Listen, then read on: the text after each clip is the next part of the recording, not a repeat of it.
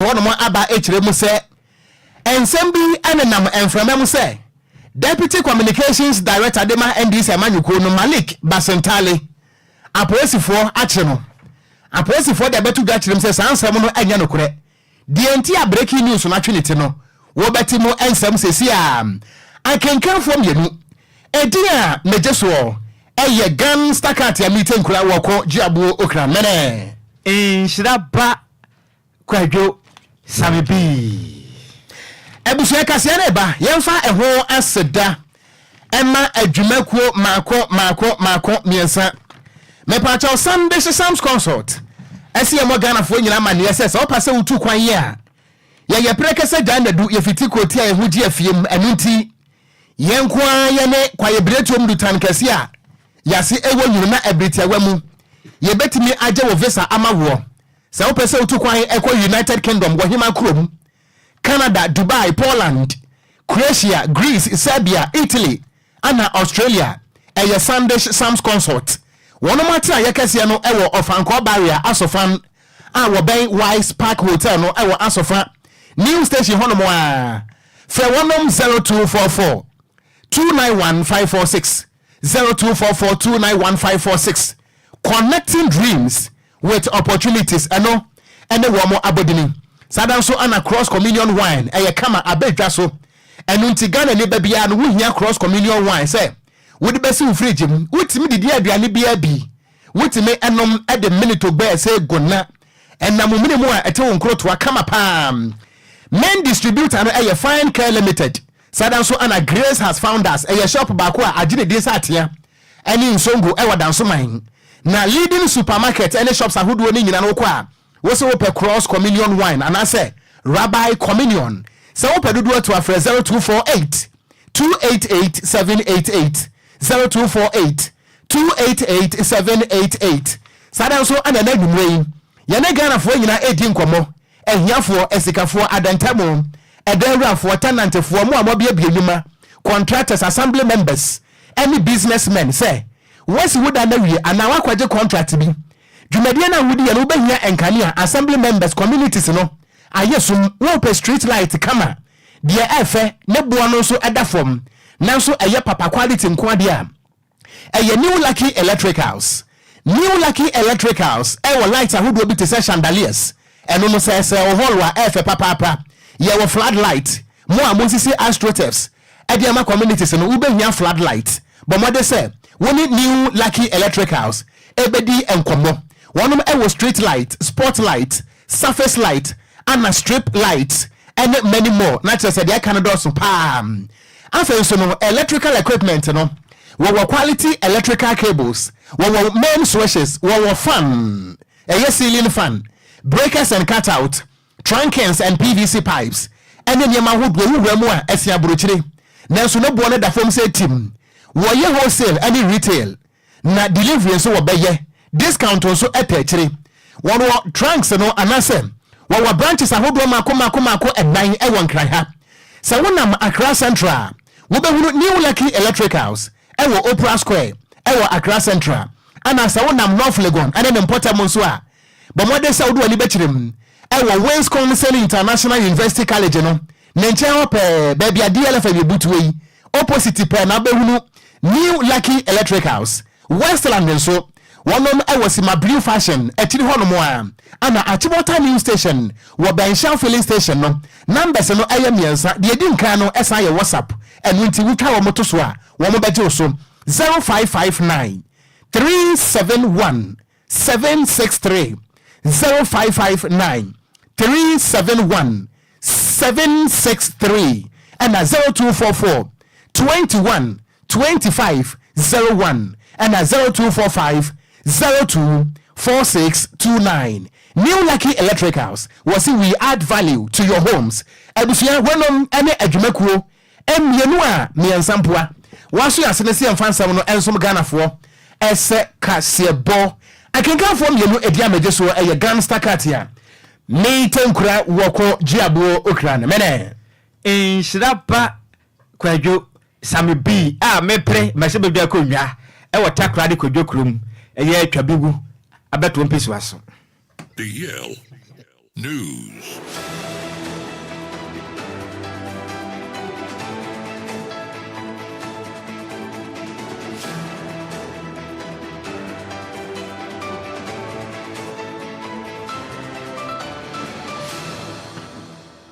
Yama Ghana for nyina kwa ba na yenhye kasebo no ase na yedi nkan adi breaking news no emonchiremu ana ama Ghana for abusu se Ghana for nyina beka yi ana wotwe mo no NDC amanyuko no wono mo mount political platform na wobra mpanifo agina so wo mo ekasa no ensamba ko a opania ne di ede Malik Basentale wo ye deputy communications director de ma NDC amanyuko no wodi tuga ana wochiremu se entesukoko ewo bi anum nanso yegyae etifita enunti se mampani abedi akire Dr. Alhaji Mahmoud Bawumia aya na adwene se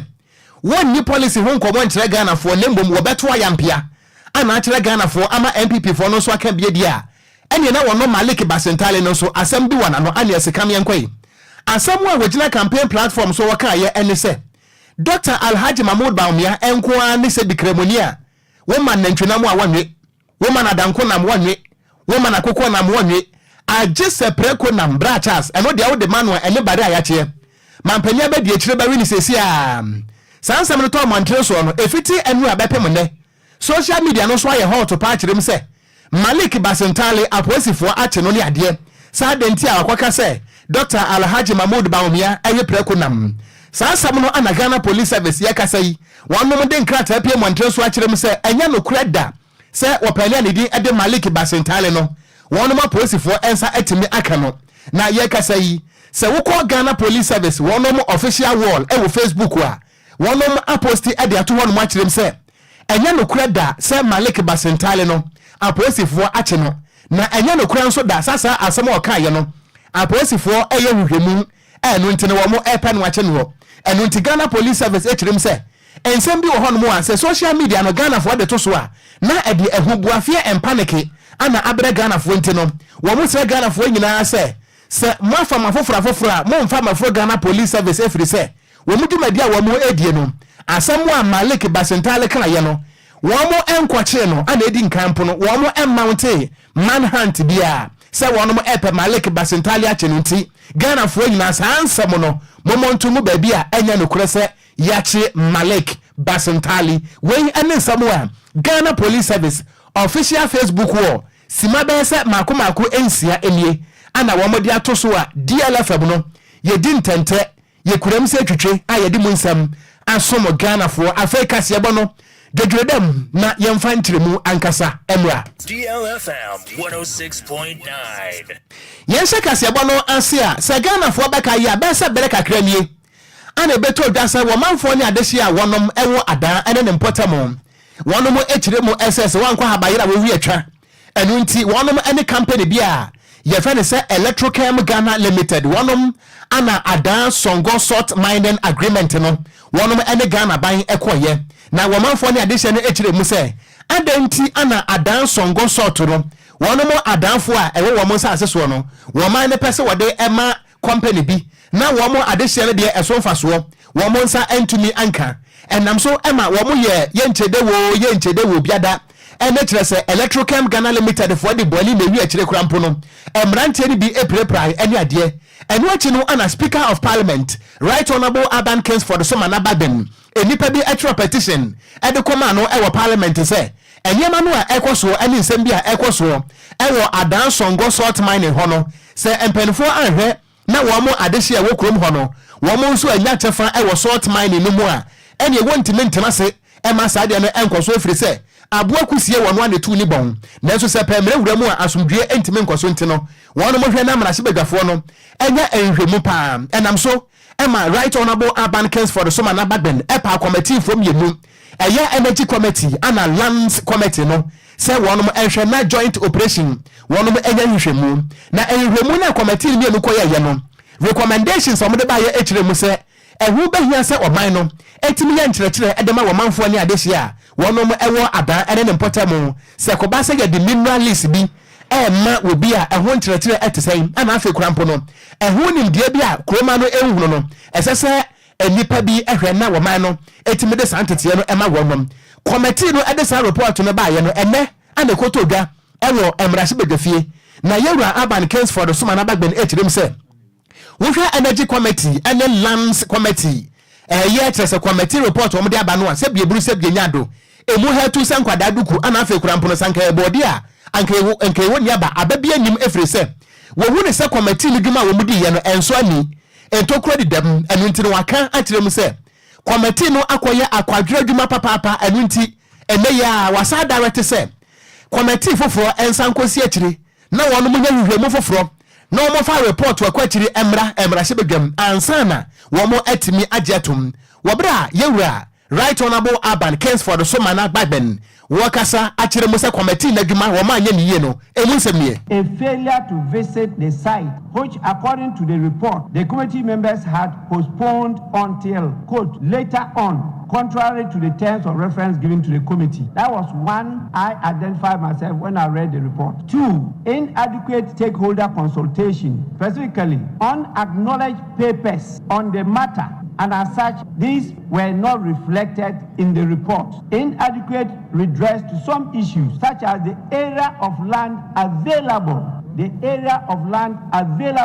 to Electrochem Ghana Limited, since a large part of the concession has been incumbent. Again, the issues that the people keep on raising, dealing with unemployment, were still not well addressed in the recommendation. The validity of the additional lease agreements for Ada West and East, covering a total of 140 acres, has to be looked into. The application and relevance of PNDC Law 287 and its implications for Electrochem Ghana Limited leases and future operations in the lagoon by the investor. We have to look at it. The issue of compensation for affected parties, that is an outstanding issue that has not been well addressed. And so there is a need for further engagement with stakeholders. Any ayati ye achame hine awo Ghana ye mra hyebedafie right honorable Aban Kingsford so manabagben a wo kyerem se wiase de se bimpanese se asantro kofi se wo fa na wutase so na so obo no osmankwa hene mpromachi a ye kyire dedua enu nti no committee no joint report no Kwadwo mu hetu mo se we dia tente huru kura ye nti no o mo nsanko wono machi na mo ko to ne ma yi ansa mo san sim na hyebedwam ho commendations ne do so pa say stakeholders engagement na nkoyi Kwadwo so onim se se da uboni wo bodawura wudru esmankwa hene mpromachi ayemu ana santro kofi man na wutaso no esumankwa hene mpumachi na okobo no ya chindedua nti sa dedua no nya sebukuma o ne asemone de okamafo ni ho Kwadwo mientraso okoyetwa kase bodo so na yakwaso anyire mu e maga na yamahye betwam na nsemo na betuto dwa se ne oswafo a ohwe emfididwuma so ono kura nso na kopiemu adanse asoko no na yamahye bejani ede ma adehia wonom e honom ne din di honorable Curating Hamon Obeka ya se o man Ghana bebe yadu sese no adansie pa se kwabra ne besi dan okrom ha se ne bo na ja den ne ama efie wura binom pa je se efie ne papa ne mame awuda da na pa ya winya de aje se ne wa mre ho hwe kura fa me kwadan no bi ko ha da no de bo ne de ope na odeje wahu kotobeku ma bo pa na Ghana fo brenti otena se adwene hu se hu ni se ade ba ko a ema edan ne bo ya den na afi so adansie ho ya de o man Ghana mu no eye cement no ne bo ya denti watena se ahunu se mra bi ba na beta ho se be betimi aboa na de hia wonom ya cement o man Ghana mu no emra na timi abo ma ne bo no etimi akosoro o kan sem we pe na Ghana de jam ya cement ze dabi oso afo de keken o ma ya timi wonim se cement ya kofana mo no ne ne ma hodo de ya kofana mo ne de bawo enso ne bo na ya den adentina mo ntena asra mo tete eto no so na mo be hia den kete se ene cement na beta ho na ebo no so nti ndo mo ya madwun so mo nte ase na so sem we Curating Hamon na ni pai se koto moja ojane na so kantem dinzie se de tia mla we de be ye adwuma o maganam na be bo ma de hia o mo maganam so o mo atuma ha wo ne na dwen Ghana fo te den na se amekese na mla na betwa na mesibe jofo akwa setena akwaje mande atum se amekese no sa RI da ba be ye adwuma nti o magana de hia ye free neko mamo ye cement na mla na bedwa o e ba be ye adwuma nti Curating Hamon say ensma hudo me na wo mu no nyansa one de ono no otan won mamo ye cement dem mu no opesam la ne boa na de chom ye cement e na vinzo maga na de hia nyina no ya ho to e be pepe na ko family we dia bandi wa kire mu se emra na ode aba no e betimi ya bo ma cement ne boy den ya Ghana de hye ye bisi de ya bre pa na betimi akofo ma Ghana de hye nso ye ho atimi atoyen obo no maden ba maden ni nsɛmtwɛfoɔ di nkita ho ende dua ya emra no ba bonten no ye kwoti ensɛm ho do bi a ketiamon ede to nsɛmtwɛfoɔ animu. It's exciting, all of you this afternoon is really the one that kind of gained a certain amount of advertisement before we rose, and that is the one to do with the pricing. I have consistently been arguing that we are not being treated fairly in this country by the cement producing companies. I have gone through a lot of literature. I am clear beyond argument that there is a certain amount of unfairness in the pricing of cement in the country, and I am prepared to make sure that there's some sort of sanity. And what he had honorable Ketiamon SH to say,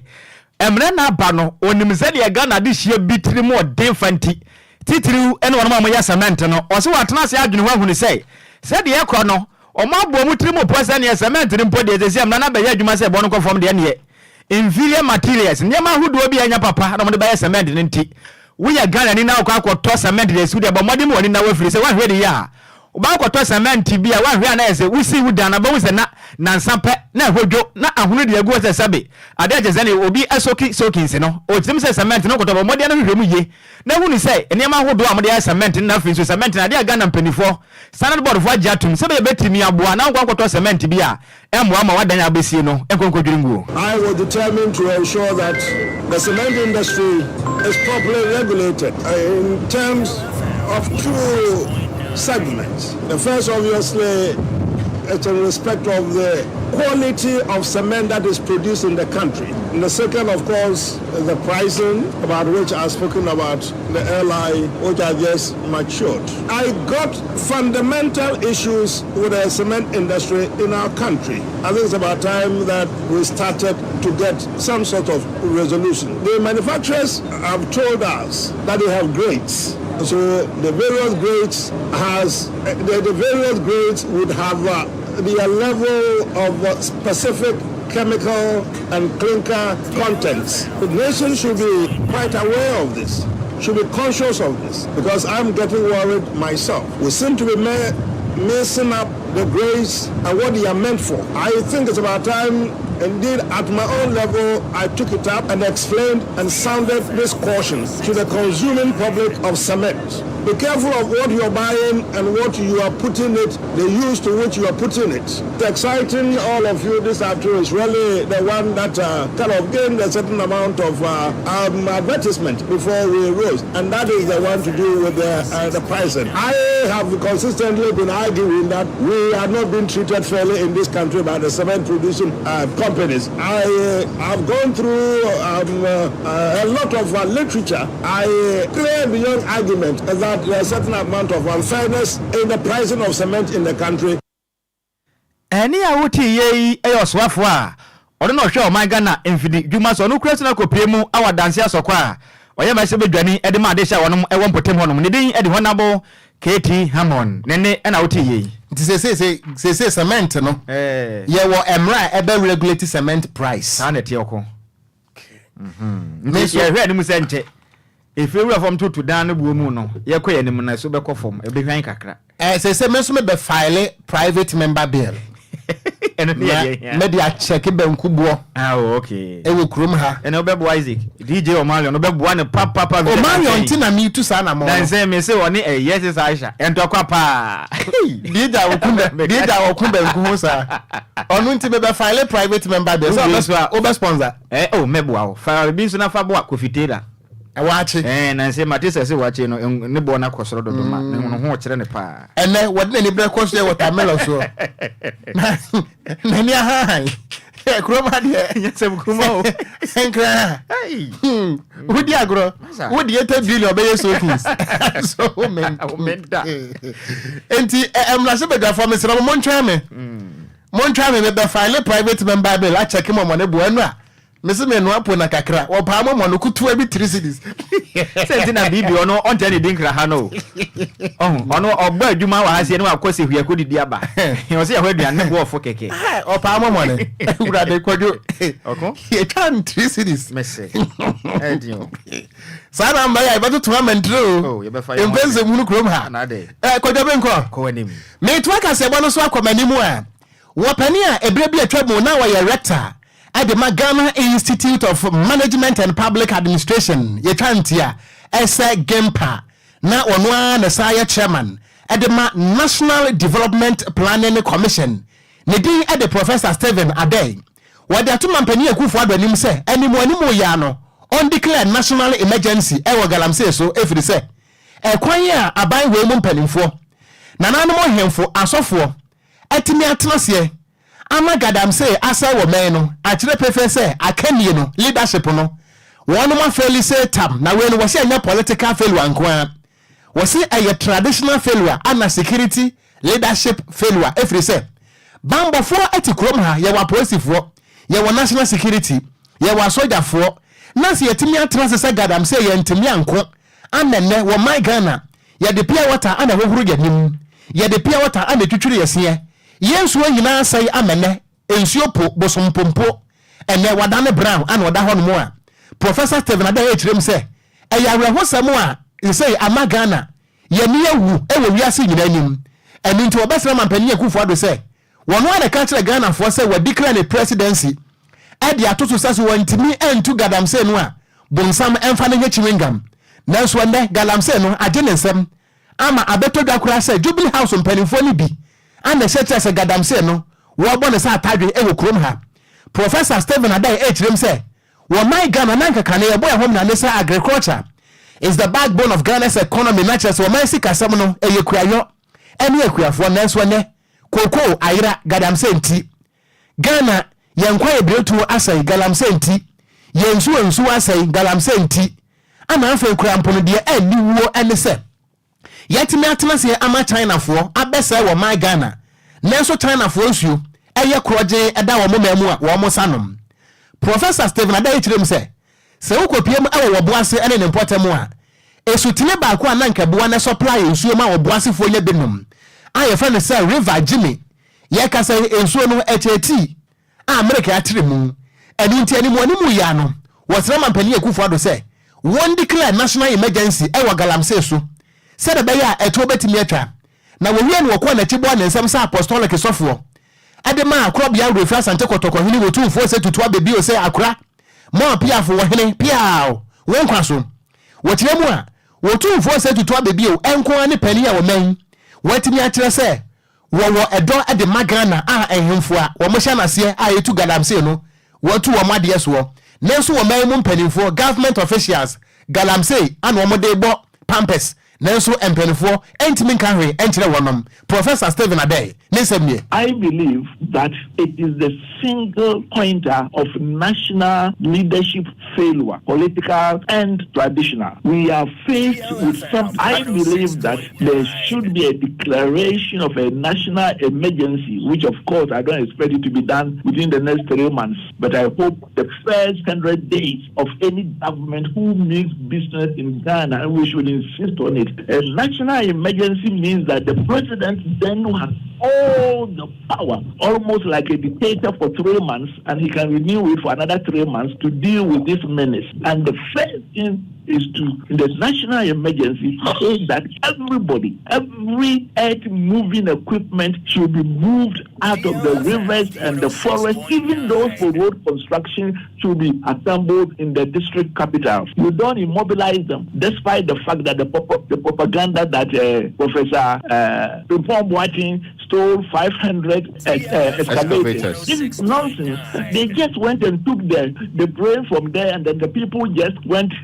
the next day went and bought one and put it there and took their machines away. And because they wanted to just ditch him, they talk all this nonsense about one of the finest gentlemen in the whole of this country as having stolen 500. But we bring them all out, and then anyone who doesn't bring that emergency, yes, it will be bombed and destroyed in the forest and the river. We are talking about death of our people and our nation and our economy.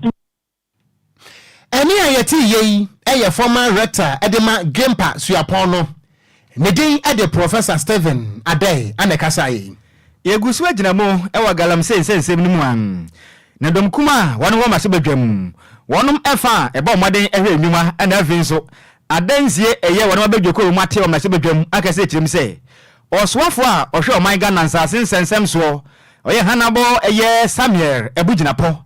A bear of no more than a bon not to two, no money to be very and say, Wasapan, Dumkumani to them say, opening the modern ones when you say, if you trim a penny for bomb, modern, and this Bemians or no show my gun and Sassin, Enquires or no. If my good way, send ye gun of what is year 20, a brofuzu from another batch and of way, a baby, a FBA. One must say a cocoa, any years when you didn't know. Baby, you say no, and who been years opening, or what never be ding, number what about modern gas here. And you should move upon edifice a quiet wood, a fast soon team, I see a make a say no. Or my God, I could take a fast to from a good year no, Yentini Enciano no. Now, ranking member at the Zenia, a bedoqua, or my Sabajo Moshe, a dance in nothing, so you must one. El committee to say Vincent, or Poma someone. What I said to them say, eh, ya pass us well for better nothing. No way I shall hang near the my gun acquaintance as in Nadia Shawns as I wonder down no. Not to near man one of my gun and near man quay and answer Pawi, or to them say, Samuel, Abujina Po, what you didn't send your sabi, opening Bonia, why you from our gym,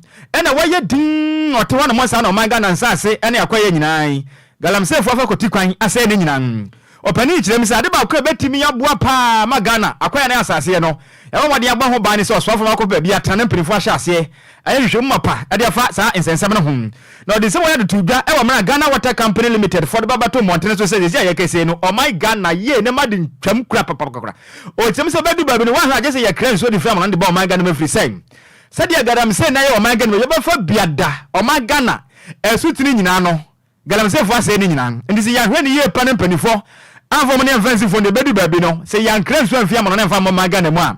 and yadi a benyan so annum and what some says anamoto in a corner yadi babu anti a beya some yada bujina pompa being quatina and mapa and question a 7 betting yabona or my Ghana galam said to no yatini akon etuasem and penifo Jamaica saye emu echemunye. It falls directly under his ministry. This Galamsey issues, the mining issue falls under him. And you know, there's a deputy who is in charge of those areas, Mikuduka. In his own hometown, where his constituency is not spared. And it looks as if there's a huge institution at the Jubilee House that supervises this illegal act. Some will argue that firing the land minister is not the way to go. It needs to be a bit hard. Firing the worst thing that anyone can suffer is a minister losing his job as a minister because of the fact that he couldn't perform. And this is very, very sensitive.